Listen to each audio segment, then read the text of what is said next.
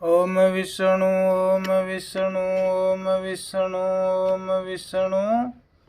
समस्त श्री गुरु जम्बेश्वर भक्तों को मेरा कर बंदनावन प्रणाम। बंधुओं, आज अपन श्री गुरु जम्बेश्वर भगवान की अमृत वाणी के 73वें शब्द का भावार्थ सुनेंगे। ध्यान पूर्वक सुनिए। श्री गुरु जम्बेश्वर जी शिष्य मंडली सहित सम्रातल पर विराजमान थे। उसी समय एक बिश्नोई ने आकर गुरु महाराज से बात पूछते हुए कहा कि हे देव, मैंने एक योगी ऐसा देखा है, वह कभी कभी बड़ी भारी पत्थर की शिला को हिला देता है। उसमें क्या करामात है? यह कोई योगी है या पाखंडी है? इसका हमें भेद बतलाइए। तब श्री गुरुदेव जम्बेश्वर भगवान ने यह अति उत्तम शब्द सुनाया। ओम हरि कंकेड़ी मंडप मेड़ी, जहाँ हमारा वासा, चार चक नवदीप थर हर सोआ पोपर कासू। गुणिया मारा सुगणा, चेला में सुगणा का दासू। सुगणा हो से स्वर्ग, जैसे नुगरा रहा निरासू। जाका थान सुहाया घर में, अंगूठे जाय संदेशो हो लायो। अमिया टमिया इमरत भोजन, मनसा पालंग से जनिहाल बिछायो। जागो जो वो जोत न खोवो, छल जासी संसारों। भणी न भण बासुणी, न सुनबा कही न कबा खड़ी न खड़बा। रेग भल कर साणी, ताते करण न घातो।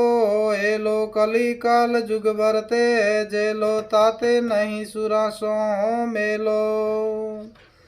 इस प्रकार गुरु महाराज समझा रहे हैं कि योगी शिला हिलाता है या शिला योगी को हिलाती है, या तुझे केवल हिलती हुई दिखाई देती है या योगी ही शिला के ऊपर बैठा हुआ हिल रहा है। इन बातों को आप छोड़िए, यह तो व्यर्थ का वाद विवाद ही है। मुख्य बात तो यह है कि योगी जब आसन लगाकर बैठे तो उसका आसन जरा भी हिलना डुलना नहीं चाहिए। स्तरम सुखम आसनम, स्तर तथा सुख पूर्वक बैठना ही आसन है। गुरु महाराज कहते हैं कि जो आसन हिला रहा है या खुद हिल रहा है वो तो योगी नहीं हो सकता, क्योंकि जो योगी आसन लगाकर बैठे उसका आसन जरा भी हिलना डुलना नहीं चाहिए। आगे गुरु महाराज फरमाते हैं, इस आसन से योग सिद्धि होती है। जम्ब गुरुदेव जी कहते हैं कि मेरा भी तो आसन यहाँ पर हरी भरी कंकेड़ी वृक्ष के नीचे इस तरह है। इन्हीं सम्रातल के आसपास ऊपर नीचे कंकेड़ी वृक्षों की बहुतायत है। ये ही मेरे लिए मंडप है तथा महल मंदिर भी है। मैं इनके नीचे सुख पूर्वक बहुत समय से निवास करता आया हूँ, आगे भी करता ही रहूंगा। तथा इस हरी कंकेड़ी वृक्ष के नीचे बैठा हुआ मैं यदि अपने ज्योतिर्मय प्रकाश का पूर्णतया विस्तार कर दूं, अर्थात सूर्य रूप अपनी ज्योति का तेज पूर्णतया विकसित कर दूं, तो यह संपूर्ण सृष्टि अर्थात चार चक्र नव दीपों के मैं रूप में यह सभी थर थर कांपने लग सकते हैं। इसमें भूचाल आ जाए, यह धरती पर कंपित हो जाए तो इसके ऊपर रहने वाले जीव जंतु भी व्याकुल हो जाएंगे। जो सद्गुणों से विभूषित सज्जन पुरुष है वो तो हमारे अच्छे शिष्यों में गिने जाते हैं। ऐसे शिष्यों में हम अधीन रहते हैं, ऐसे शिष्यों के हम अधीन रहते हैं, जैसा भी चाहे हमें करना पड़ता है। सच्चा भक्त सदा ही भगवान को वश में करता आया है। जो सुगुणा शिष्य हो गया वह तो निश्चित ही स्वर्ग में जाएगा तथा नुग्रा गुरु रहित मनमुखी व्यक्ति इस जीवन को पाकर भी निराश ही रह जाएगा। अंत में निराशा ही हाथ लगेगी, इस जीवन के दाव को खो बैठेगा। इसलिए गुरु धारण करना चाहिए। आगे गुरु महाराज फरमाते हैं, जिन लोगों ने आज से पूर्व सुकृत करके बैंकुट धाम को प्राप्त किया है वे वहां पर सुहावने दिव्य नित्य स्थायी घर में निवास कर रहे हैं। वहां पर अमृत में मीठा स्वादिष्ट सुरुचि कर पदार्थ स्वतः ही सुलभ है तथा इच्छा अनुसार पलंग सुकोमल शया सोने के लिए बिछाई हुई सुलभ है तथा मनसा भोग प्राप्त होने से सभी तृप्त तथा शांत भाव से विराजमान है। आगे गुरुदेव जी कहते हैं कि मैंने ये सभी अपनी आंखों से देखा है तथा उनका संदेशा लेकर आपके पास यहाँ आया हूँ। वहाँ का संदेशा देकर आपको भी वहीं पर पहुँचाना चाहता हूँ। वे जो लोग ध्रुव प्रहलाद आदि पहुंच चुके हैं वे आपके संबंधी थे, इसीलिए आपकी प्रतीक्षा कर रहे हैं। गुरु महाराज फरमाते हैं कि हे जीवों, हे प्राणियों, वहां ध्रुव और प्रहलाद जी आपके ही संबंधी है, वो आपका इंतजार कर रहे हैं। थारी बाट जो है इन वास्ते थोड़ा थे आज जो अपन है सदमार्ग पर।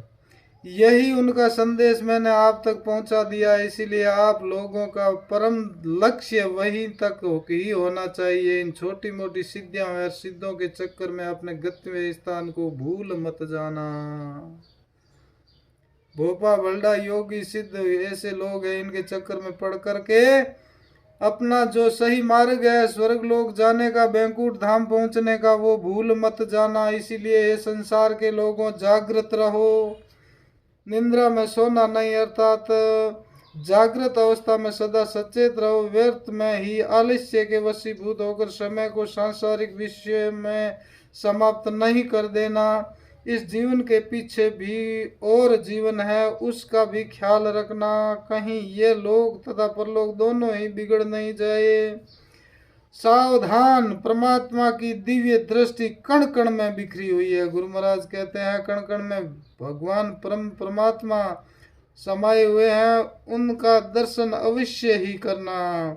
यदि आप लोग भगवान का दर्शन करना चाहते हो तो वह सच्चा दर्शन इसी संसार की चित्र विचित्र वस्तुओं में चेतन रूप में विद्यमान सत्ता के रूप में संभव है। केवल इस संसार को ही चिंतन मनन कर दर्शन करते रहोगे तो तुम्हारे साथ बहुत बड़ा धोखा हो जाएगा, तुम छल लिए जाओगे।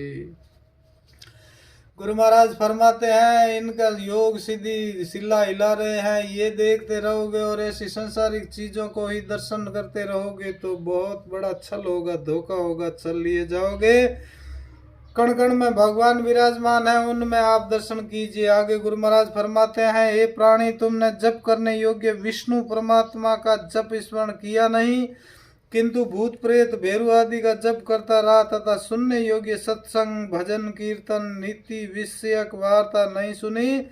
वैसे ही जंगली गीत गाली कटु वचन सुनता रहा और कहने योग्य भगवत चर्चा तथा कथा महापुरुषों के दिव्य आख्यान सत्यवाणी आदि तो कही नहीं, किंतु व्यर्थ की आल बाल झूठ कपट निंदा भरे वचन ही बोलता रहा। तुझे करणीय योग्य कर्तव्य जो मानव धर्म के अनुकूल हो वह तो किया नहीं, परंतु सदा पाप कर्म चोरी जारी आदि दुर्व्यसनों में पड़कर समय को व्यर्थ में ही नष्ट कर दिया।